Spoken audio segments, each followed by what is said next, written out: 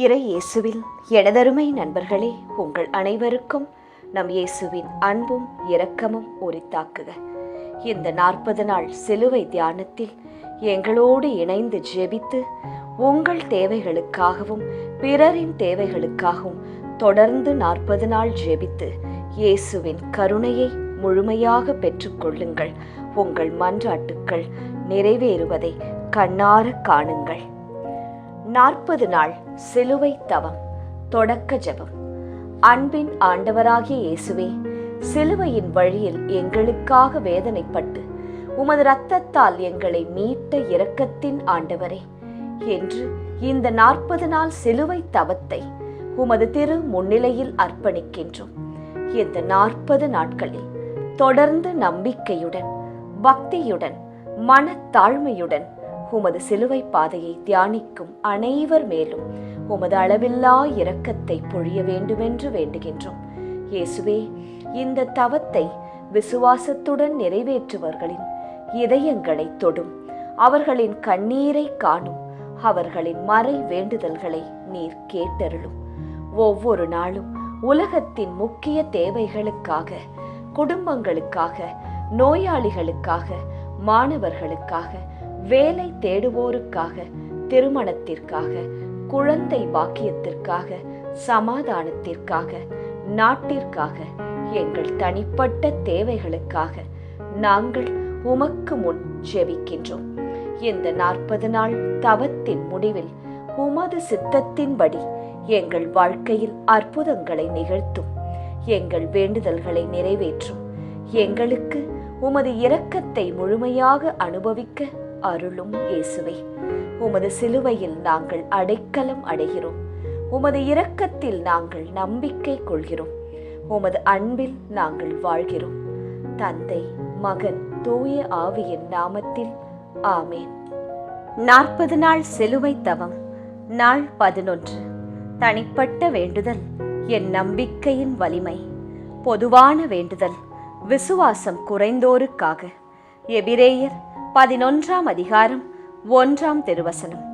விசுவாசம் என்பது நம்பிக்கையுள்ளவற்றின் உறுதி, காணப்படாதவற்றின் உண்மை.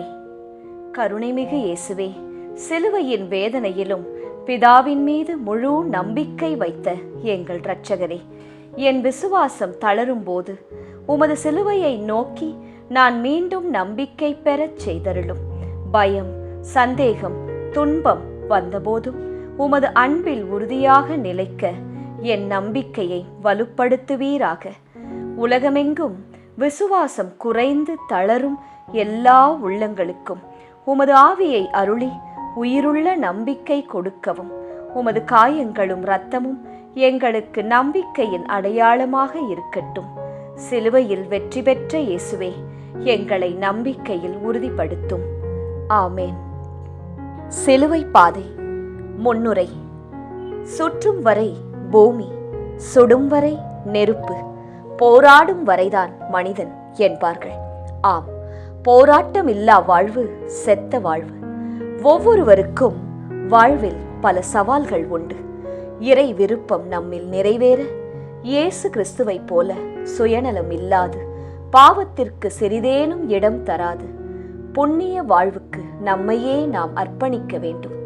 இதுதான் கிறிஸ்தவனாக வாழ்வதற்கான பெரிய சவால். இதில் வெற்றி பெற நாமும் ஓர் போராளியாகத்தான் மாற வேண்டும். பல வருடங்களாக சிலுவை பாதையில் பங்கெடுக்கிறோம். மனதுருக மன்றாடி மீண்டும் சிறு சிறு தவறுகளுக்கு இடம் கொடுத்து கொண்டுதான் இருக்கின்றோம் என்று நமக்கு தெரிய வருகின்றது. புனிதத்திற்கான போராட்டத்தை கைவிடாமல் இருக்க வீழ்ந்து கிடக்கும் நம் உணர்வுகளை தட்டி கொடுத்து மீண்டும் போராட அழைக்கிறது திருச்சபை. பாவத்தால் வீழ்ந்து கிடக்கும் நாம் எப்பொழுதெல்லாம் எழுந்து நடக்கிறோமோ, போராட ஆரம்பிக்கிறோமோ, அப்பொழுதே நாம் உண்மையான கிறிஸ்தவனாக மாறுகிறோம். ஏனெனில் இயேசு ஒரு போராளியாக இருந்துத்தான் நம்மை மீட்டார். இறை விருப்பம் நம்மிலே நிறைவேற மன உறுதியுடன் புனித பயணத்திற்கு தயாராவோம். ஏனெனில் நமக்காக போராடுபவர் நம்மோடு இருக்கிறார். பாவத்திற்கு எதிரான தொடர்ச்சியான நல்ல முயற்சிகளே புனிதத்தின் ஆரம்பம் என்று உணர்ந்தவர்களாய் இந்த புனித பயணத்தில் பங்கெடுப்போம். முதல் ஸ்தலம், இயேசு தீர்ப்பிடப்படுகிறார். திவ்ய இயேசுவே, உம்மை ஆராதித்து வணங்கி உமக்கு நன்றியறிந்த ஸ்தோத்திரம் செலுத்துகின்றோம். அது ஏனென்றால் உமது பாரமான திருச்சிலுவையை கொண்டு உலகத்தை மீட்டு ரட்சித்தீர். மற்றவர்களை கண்டனம் செய்யாதீர்கள், அப்போதுதான் நீங்களும் கண்டனத்திற்கு ஆளாக மாட்டீர்கள். மன்னியுங்கள், மன்னிப்பு பெறுவீர்கள். லூக்கா 6 அதிகாரம் 37 திருவசனம். தோல்வி இல்லாத மனிதன் ஒருவன் இருக்கின்றான் என்றால் அவன் நிச்சயமாக ஒரு போராளியாகத்தான் இருப்பான். ஏனென்றால் ஒரு போராளியின் வெற்றியானது அவன் தோல்வியிலிருந்துதான் பரிணமிக்கிறது. எனவேதான் தோல்விகளை வெற்றியின் முதல் படி என்பார்கள். இயேசுவுக்கும் அப்படித்தான். இதோ மீட்பு என்னும் மாபெரும் வெற்றி தீர்ப்பு என்னும் சறுக்களில் ஆரம்பிக்கின்றது. இயேசு தீர்ப்பிடப்படுகிறார். என் அன்பு மகனே, மகளே, இதோ என்னை சிலுவையில் அறையப்பட தீர்ப்பளிக்கிறார்கள். நன்மைக்கும் தீமைக்கும் நடக்கும் போராட்டத்திற்கு முற்றுப்புள்ளி வைப்பதாக நினைத்து என்னை தீர்ப்பிடுகிறார்கள். இவன் தச்சன் மகன் அல்லவோ? இவன் அன்னையையும் சகோதரர்களையும் நாம் அறிந்திருக்கிறோமே. நாசரேத்திலிருந்து நல்லது எதுவும் வரக்கூடுமோ? இப்படிப்பட்ட விமர்சனங்களின் உச்சக்கட்டம்தான் சிலுவையில் அறையப்பட தீர்ப்பு. தெரிந்தோ தெரியாமலோ இந்த சமூகம் ஒவ்வொருவருக்கும் ஒரு தீர்ப்பை எழுதுகின்றது. இவன் படிப்பறிவில்லாதவன், இவனுக்கு பேச தெரியாது, இவன் கோபக்காரன், அந்த பெண் ஒரு மாதிரி என்பன போன்ற பல முத்திரைகளை பதித்து வைக்கின்றது. இந்த முத்திரைக்குள் நீ அகப்பட்டோ அல்லது மற்றவர்களையோ உன்னையோ அகப்படுத்தியோ இருக்கின்றாய் என்றால் மாற்றத்திற்கான மனநிலையோடு புனித வாழ்விற்காக புறப்படு. இதோ என் கரங்கள். ஜெபம். அன்பு இயேசுவே, எனக்கு நான் கொடுக்கும் தீர்ப்புகளையும் சமூகம் எனக்கு கொடுக்கும் தீர்ப்புகளையும் தாண்டி புனித வாழ்விற்கு கடந்து வர அருள் தாரும். ஆமேன். எங்கள் பேரில் தயவாயிரும் சுவாமி, எங்கள் பேரில் தயவாயிரும். மரித்த விசுவாசிகளின் ஆன்மாக்கள் இறைவனுடைய இரக்கத்தினால் நித்திய சமாதானத்தில் இளைப்பாற கடவன. ஆமேன். இரண்டாம் ஸ்தலம், இயேசுவின் மேல் சிலுவை சுமத்தப்படுகிறது. திவ்ய இயேசுவே, உம்மை ஆராதித்து வணங்கி உமக்கு நன்றியறிந்த ஸ்தோத்திரம் செலுத்துகின்றோம். அது ஏனென்றால் உமது பாரமான திருச்சிலுவையை கொண்டு உலகத்தை மீட்டு ரட்சித்தீர். என்னை பின்பற்ற விரும்பும் எவரும் தன்னலம் துறந்து தம் சிலுவையை தூக்கிக் கொண்டு என்னை பின்பற்றட்டும். மத்தேயு 16 அதிகாரம் 24 திருவசனம். என் வாழ்வின் சுமைகள் எல்லாம் எப்போது தீரும் என்று ஏங்காதவர்கள் யாருமே இல்லை. குடும்பம், பிள்ளைகள், படிப்பு, தொழில், எதிர்காலம், இது போன்ற எத்தனையோ சுமைகளோடு தினம் தினம் நாம் அனைவரும் போராடுகிறோம். என்று தீரும் இந்த சுமை? எப்போது சுமைகள் சுகமாய் மாறும் என்று நாம் தவித்துக் கொண்டு இருக்கின்றோம். நம் தவிப்புகளுக்கு மத்தியில் இதோ இயேசுவின் மேல் ஒரு சுமை. அன்பு மகனே, அன்பு மகளே, வாழ்க்கையில் ஒரு சில சுமைகளை நீங்கள் கட்டாயம் சுமந்தே ஆக வேண்டுமா? குடும்பம் ஒரு சில நேரங்களில் சுமையாக இருக்கும். உறவுகள் ஒரு சில நேரங்களில் சுமையாக இருக்கும்.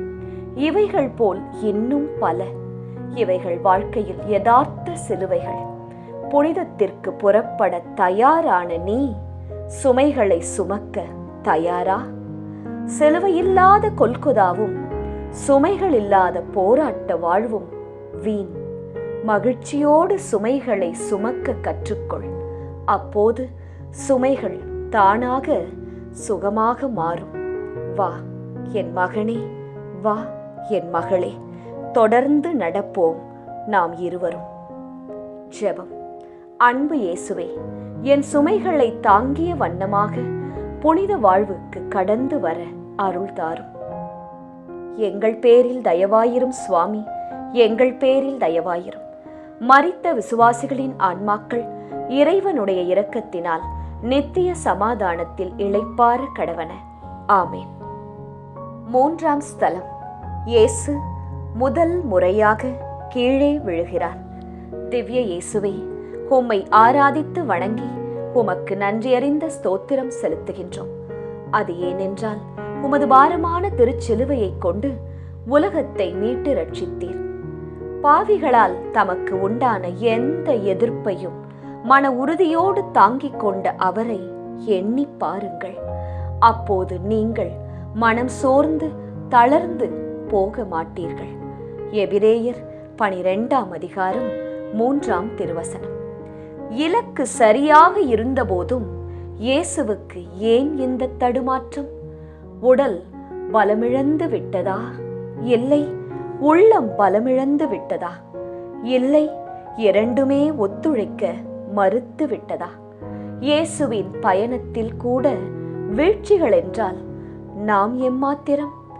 உடல் பலம் இழக்கலாம், ஆனால் உள்ளம் பலம் இழக்கலாமா?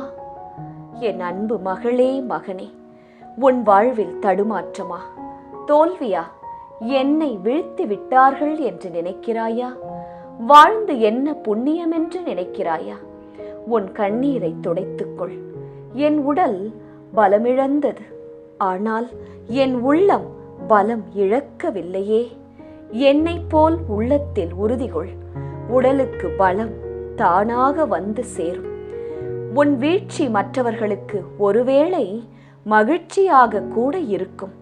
தூசியை தட்டிவிட்டு இலக்கை நோக்கிச் செல். ஏனெனில் உனக்காக போராடுவது நானல்லவா? உன் தோல்வியும் வீழ்ச்சியும் உன் நம்பிக்கையை குறைத்து புண்ணிய வாழ்வினை தடை செய்யாது என்ற மன உறுதியுடன் என்னுடன் வா. ஜெபம். அன்பு இயேசுவே, வாழ்வின் தடுமாற்றத்தை பொருந்தி கொண்டு உம்மை போல் திடம் கொண்டு உம் விருப்பப்படியே எழுந்து நடக்க அருள் தாரும். ஆமேன்.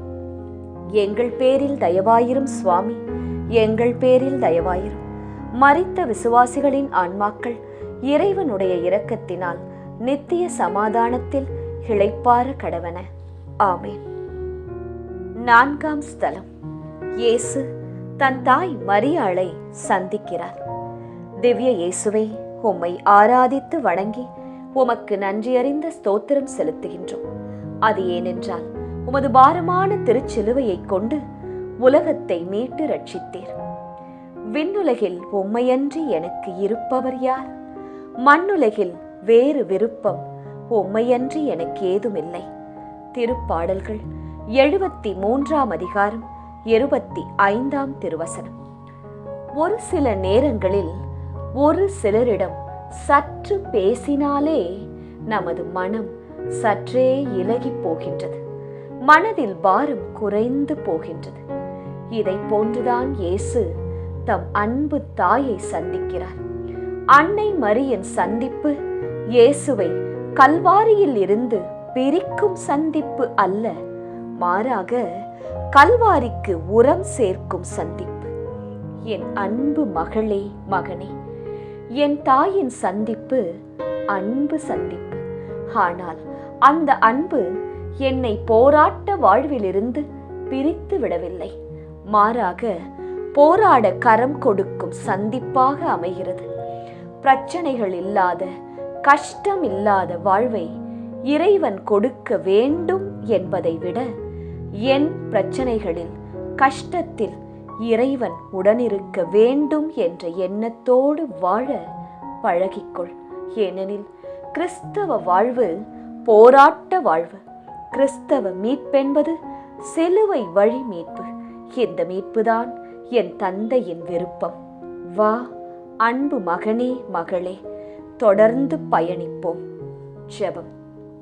அன்பு இயேசுவே, என் பிரச்சனைகளில் உம் உடனிருப்புத்தான் என் பலம் என்பதை உணர்ந்து எனக்கு நல்ல மனதுடன் வாழ கற்றுத்தாரும். ஆமேன். எங்கள் பேரில் தயவாயிரும் சுவாமி, எங்கள் பேரில் தயவாயிரும். மரித்த விசுவாசிகளின் ஆன்மாக்கள் இறைவனுடைய இரக்கத்தினால் நித்திய சமாதானத்தில் இளைப்பாற கடவன.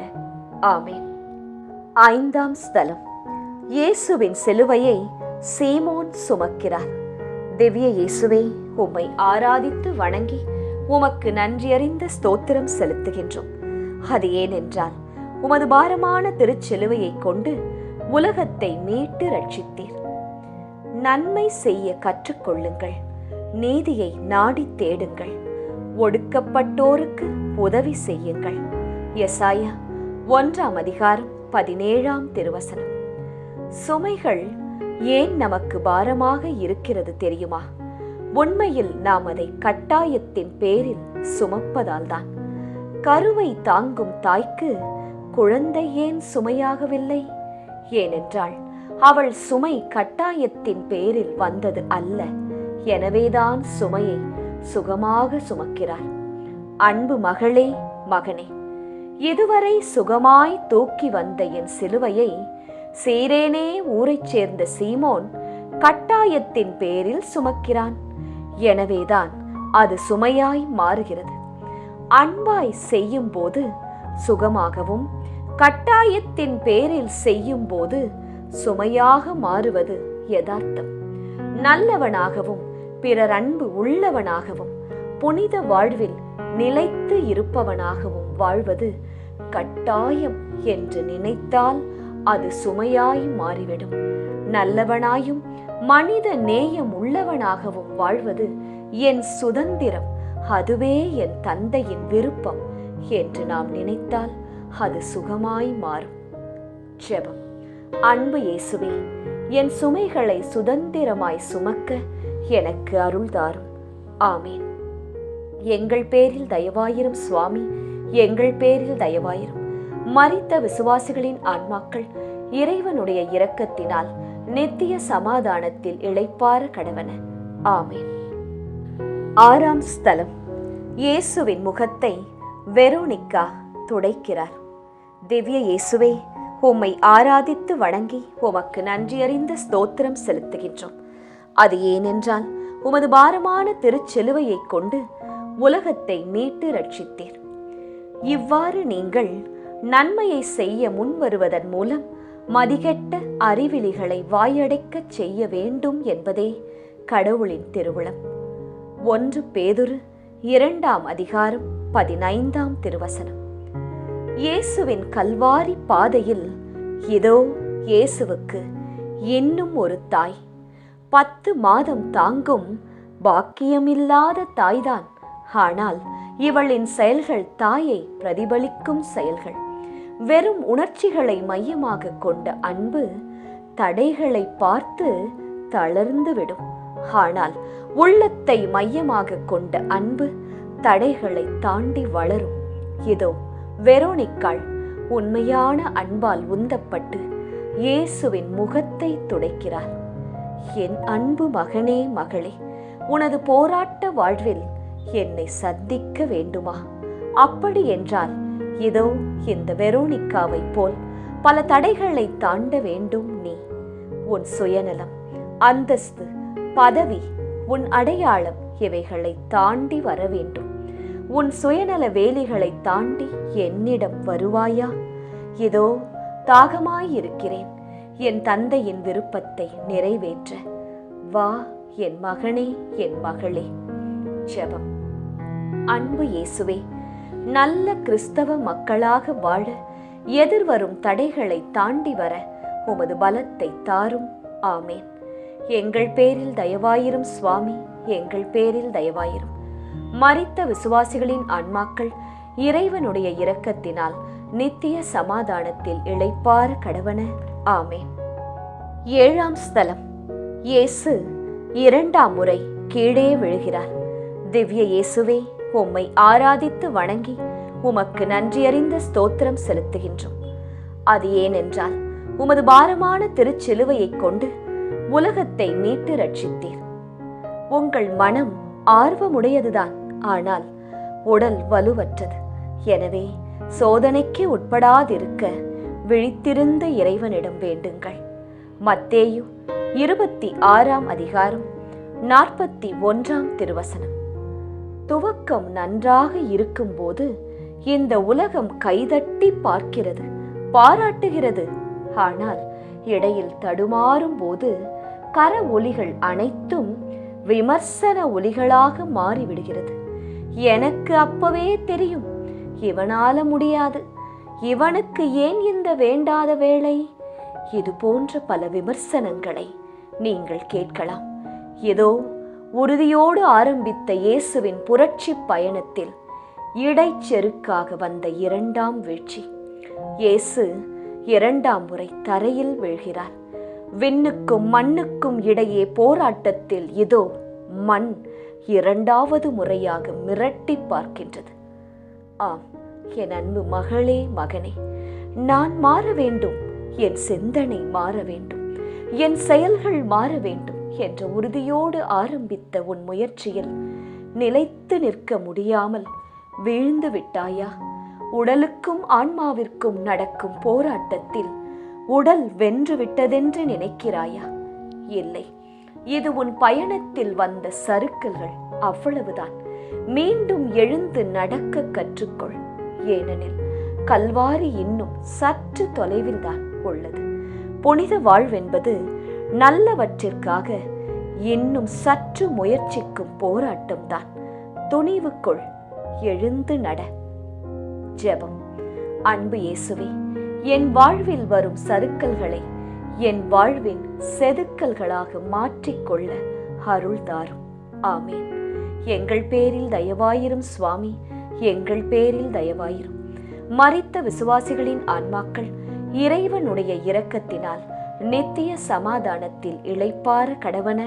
ஆமேன். 8ஆம் ஸ்தலம். இயேசு எருசலேம் பெண்களுக்கு ஆறுதல் கூறுகிறார். திவ்ய இயேசுவே, உம்மை ஆராதித்து வணங்கி உமக்கு நன்றியறிந்த ஸ்தோத்திரம் செலுத்துகின்றோம். அது ஏனென்றால் உமது பாரமான திருச்சிலுவையை கொண்டு உலகத்தை மீட்டு ரட்சித்தீர். காலம் நிறைவேறி விட்டது, இறையாட்சி நெருங்கி வந்துவிட்டது. மனம் மாறி நற்செய்தியை நம்புங்கள்.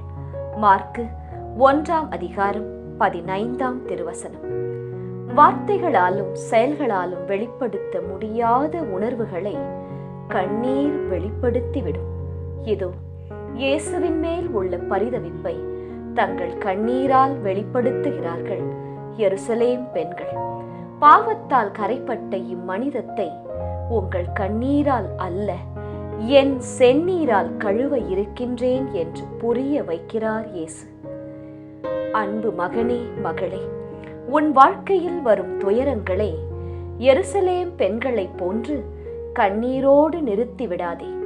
உமது துயரங்களையும் போராட்டங்களையும் என்னை போல வெற்றி கொண்டு நிறுத்த வேண்டும். உன் கண்ணீர் துளிகளை பன்னீர் துளிகளாக மாற்ற புனித வாழ்விற்கான போராட்டத்தை பலமாக்குவது உன் பொறுப்பு. என் அருள் உனக்கு போதும். உன் பலவீனத்தில் என் பலம் பூரணமாய் விளங்கும். தொடர்ந்து வா. ஜெபம். அன்பு இயேசுவே, என் முயற்சிகளை கண்ணீரோடு நிறுத்தி விடாமல் இறுதி வரைக்கும் போராடும் மனப்பக்குவத்தை தந்தருளும். ஆமேன். எங்கள் பேரில் தயவாயிரும் சுவாமி, எங்கள் பேரில் தயவாயிரும். மரித்த விசுவாசிகளின் ஆன்மாக்கள் இறைவனுடைய இரக்கத்தினால் நித்திய சமாதானத்தில் இளைப்பாற கடவன. ஆமேன். 9ஆம் ஸ்தலம். இயேசு 3ஆம் முறை கீழே விழுகிறார். திவ்ய இயேசுவே, உம்மை ஆராதித்து வணங்கி உமக்கு நன்றியறிந்த ஸ்தோத்திரம் செலுத்துகின்றோம். அது ஏனென்றால் உமது பாரமான திருச்சிலுவையை கொண்டு உலகத்தை மீட்டு ரட்சித்தீர். சிலுவையின் மீது தம் உடலில் நம் பாவங்களை அவரே சுமந்தார். நாம் பாவங்களுக்கு இறந்து நீதிக்காக வாழ்வதற்கே இவ்வாறு செய்தார். திருப்பாடல்கள் 73ஆம் அதிகாரம் 25ஆம் திருவசனம். இயேசுவின் சிலுவை பயணத்தில் அவர் 3 முறை மட்டும் விழவில்லை. மாறாக வீழ்ச்சிகள், தடுமாற்றங்களுக்கு மத்தியில்தான் கல்வாரியை அடைகிறார். வேண்டிய மட்டும் அடித்து அடித்து கேவலப்படுத்திய வீரர்களே சோர்ந்திருக்கும் போது மனித வலுவில் சிலுவை சுமக்கும் இயேசு மீண்டும் சோர்ந்து போய் மண்ணில் சாய்வது யதார்த்தம்தானே? இதோ இயேசு மீண்டும் மண்ணில் விழுகிறார். அன்பு மகனே, மகளே, உன் மனமாற்றத்திற்காக நான் விழுகிறேன். மனம் மாற மறுக்கும் உன் உள்ளத்தை சற்று என் மீது செலுத்து. ஆனால் கட்டாயத்தின் பேரில் அல்ல. வீழ்ந்து கிடக்கும் உன்னை தொட நான் தயார். எனக்கு வேண்டியதெல்லாம் ஆம் என்னும் உன் சுதந்திர அனுமதி, அவ்வளவுதான். என் தாயின் ஆம் என்ற சொல்தான் மனுகுல மீட்பின் ஆரம்பம். இதே வார்த்தையைத்தான் உன்னில் எதிர்பார்த்து இதோ எழுகிறேன். ஜெபம். அன்பு இயேசுவே, என் மனமாற்றத்திற்கு தடையாக இருப்பதை விலக்கி வைக்க என் மனதிற்கு பலத்தை தாரும். ஆமேன். எங்கள் பேரில் தயவாயிரும் சுவாமி, எங்கள் பேரில் தயவாயிரும். மரித்த விசுவாசிகளின் ஆன்மாக்கள் இறைவனுடைய இரக்கத்தினால் நித்திய சமாதானத்தில் இளைப்பாற கடவன. ஆமேன். 10ஆம் ஸ்தலம். இயேசுவின் ஆடைகளை களைகிறார்கள்.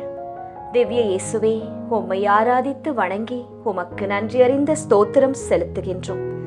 அது ஏனென்றால் உமது பாரமான சிறுச்சிலுவையை கொண்டு உலகத்தை மீட்டு ரட்சித்தீர். கிறிஸ்துவும் உங்களுக்காக துன்புற்று ஒரு முன்மாதிரியை வைத்து சென்றுள்ளார். எனவே நீங்கள் அவருடைய அடிச்சுவடுகளை பின்பற்றுங்கள். இதற்காகவே அழைக்கப்பட்டு உள்ளீர்கள். 1 பேதுரு 2ஆம் அதிகாரம் 21ஆம் திருவசனம். வியர்வையாலும் இரத்தத்தாலும் நனைந்திருக்கும் இயேசுவின் உடைகளை களைகிறார்கள்.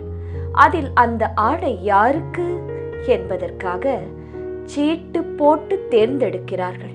ஆனால் உண்மையில் விலைமதிப்பு இல்லாதது அந்த ஆடைக்குள் இருந்த இயேசுவின் உடல்தான். மூடர்கள் முத்தை விட்டுவிட்டு சிப்பியை எடுத்துக் கொள்கிறார்கள். அன்பு மகளே, மகனே, சுதந்திரம் என்பது இன்னொரு வார்த்தையில் சொல்ல வேண்டுமென்றால் அதை தேர்ந்தெடுத்தல் என்று சொல்லலாம். நன்மை தீமை, பாவம் புண்ணியம், உண்மை பொய், இவைகளுக்கு மத்தியில் எதை நீ தேர்ந்தெடுக்க விரும்புகிறாய்? என் அன்பு பிள்ளாய், சுதந்திரத்தின் உண்மை பொருளை உணர்ந்து நன்மையை தேர்வு செய்து புண்ணிய வாழ்வில் உன்னை ஒன்றிணுக்க தயாராக. ஜெபம். அன்பு இயேசுவே, என் புனித வாழ்விற்கு நன்மைகளை விருப்பத்தோடு தேர்ந்து கொள்ள அருள் தாரும். ஆமேன். எங்கள் பேரில் தயவாயிரும் சுவாமி, எங்கள் பேரில் தயவாயிரும். மரித்த விசுவாசிகளின் ஆன்மாக்கள் இறைவனுடைய இரக்கத்தினால் நித்திய சமாதானத்தில் இளைப்பாற கடவன. ஆமேன். 11ஆம் ஸ்தலம். இயேசு சிலுவையில் அறையப்படுகிறார். திவ்ய இயேசுவே, உம்மை ஆராதித்து வணங்கி உமக்கு நன்றியறிந்த ஸ்தோத்திரம் செலுத்துகின்றோம். அது ஏனென்றால் உமது பாரமான திருச்சிலுவையை கொண்டு உலகத்தை மீட்டு ரட்சித்தீர். நமக்கு எதிராக ஒப்பந்த விதிகள் பல கொண்ட கடன் பத்திரத்தை அவர் அழித்து விட்டார். அதை சிலுவையில் வைத்து ஆணியடித்து அறவே ஒழித்து விட்டார். கொலோசியர் 2ஆம் அதிகாரம் 14ஆம் திருவசனம். முன்பு ஆடைகளை களைந்தார்கள், இப்போது உயிரை களைகிறார்கள்.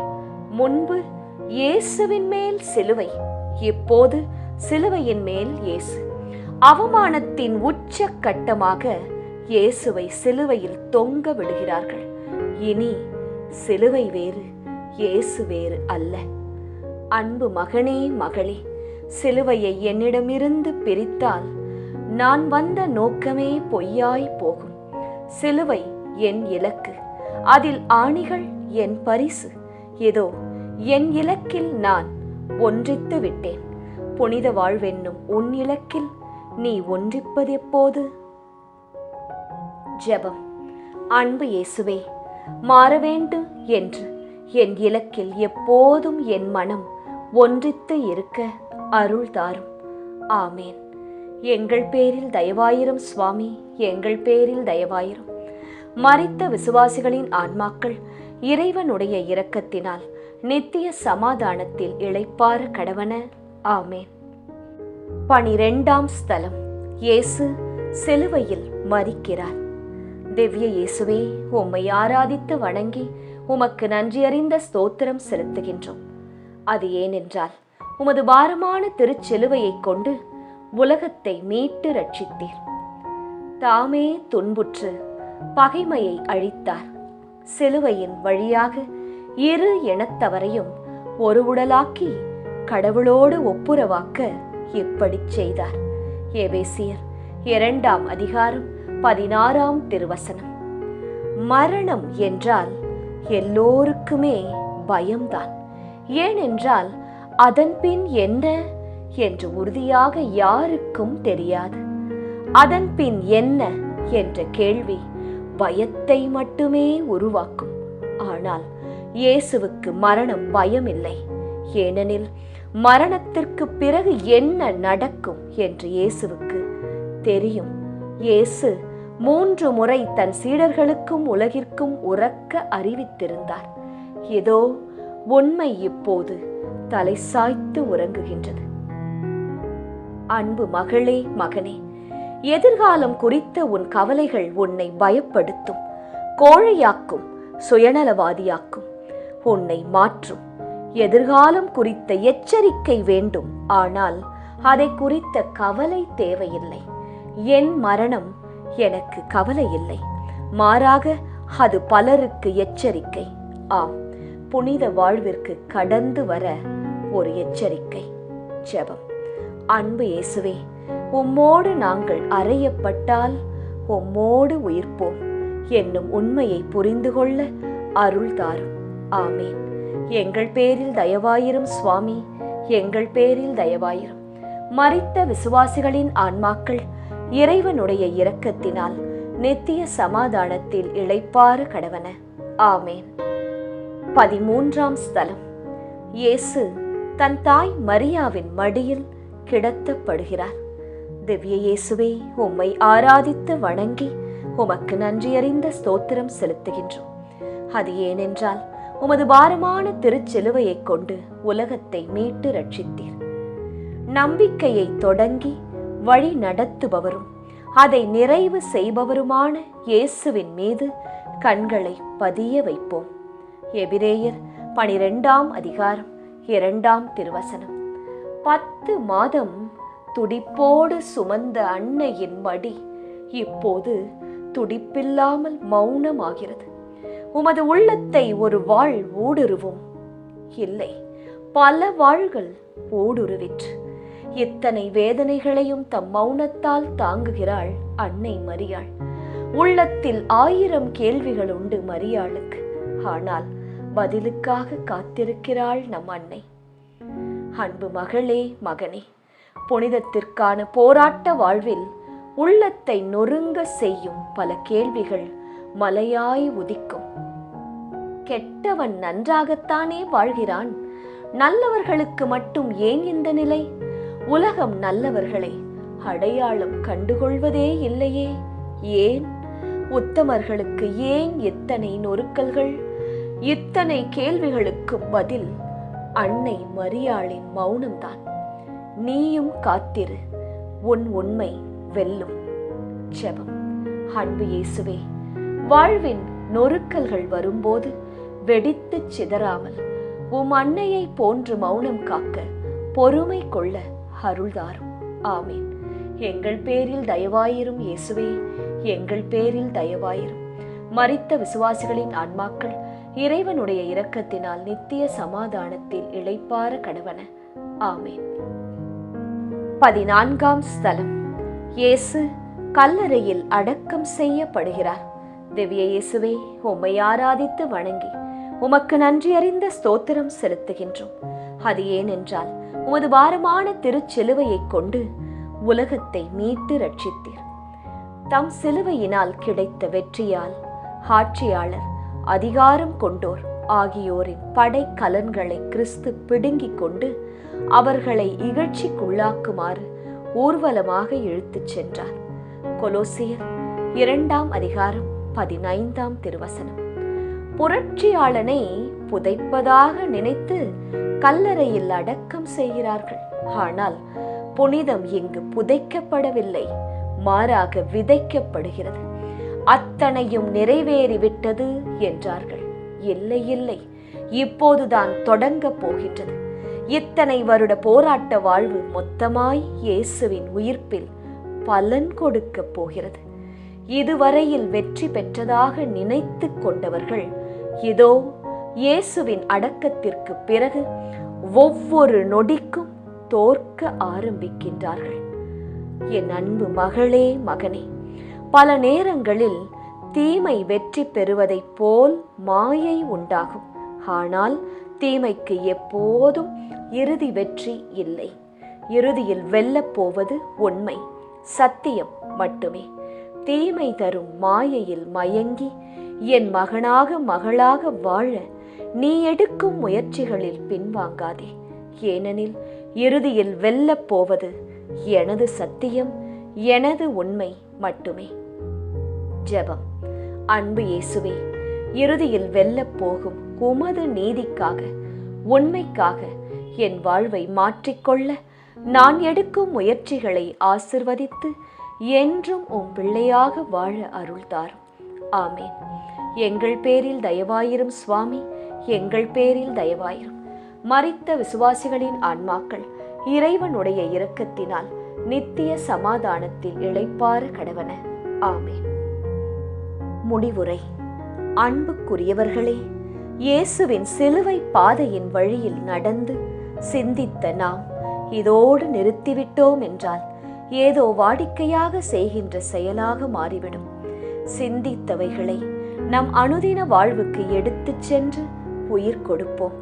கிறிஸ்துவில் என்றும் மரணமில்லை, மாறாக வாழ்வே நிரம்பி இருக்கின்றது. என்னில் வாழ்பவர் இயேசுவே என்ற புனித பவுலின் வார்த்தையை சுதந்தரித்து நம் வாழ்வை இறைவன் கரங்களில் ஒப்புக் கொடுப்போம். புனித வாழ்வு நம்மில் மலர கிறிஸ்து நம்மில் வெளிப்பட வேண்டும். அப்போதுதான் இறைவனின் விருப்பப்படி நம் வாழ்வு அமையும். திருச்சிலுவை பாதை. முடிவு ஜெபம். ஆண்டவராகிய இயேசு கிறிஸ்துவே, கடவுள் வடிவில் விளங்கிய நீர் கடவுளுக்கு இணையாயிருக்கும் நிலையை வலிந்து பற்றி கொண்டிருக்க வேண்டியதொன்றாக கருதவில்லை. ஆனால் உம்மையே வெறுமையாக்கி அடிமையின் வடிவை ஏற்று மனிதருக்கு ஒப்பானீர். மனித உருவில் தோன்றி சாவை ஏற்கும் அளவுக்கு, அதுவும் சிலுவை சாவை ஏற்கும் அளவுக்கு கீழ்ப்படிந்து உம்மையே தாழ்த்தி கொண்டீர். எனவே கடவுள் உம்மை மிகவே உயர்த்தி எப்பெயருக்கும் மேலான பெயரை உமக்கு அருளினார். இந்த மறை உண்மைகளை தியானித்து நாங்கள் உமது திரு இரத்த பேறு பலன்களினால் உலக மாயையிலிருந்தும் கவர்ச்சிகளிலிருந்தும் பாவ நாட்டங்களிலிருந்தும் பாவ பழக்கங்களிலிருந்தும் தீய ஆசைகளிலிருந்தும் உலக கவலைகளிலிருந்தும் பகைமை, பேராசை, கோபம், பொறாமை, பழிவாங்கும் எண்ணங்கள், நோய் நொடிகள் அனைத்திலிருந்தும் எம்மை விடுவித்தருளும். உமது திரு இரத்தத்தால் மீட்கப்பட்ட நாங்கள் பரிசுத்தமாய் வாழவும், உம்மில் அசைக்க முடியாத நம்பிக்கை கொண்டு வாழவும், குடும்ப உறவில் சமாதானத்துடனும் ஒற்றுமையுடனும் வாழ வரம் தந்தருள வேண்டுமென்று உம்மை இறைஞ்சி மன்றாடுகின்றோம். ஆமேன்.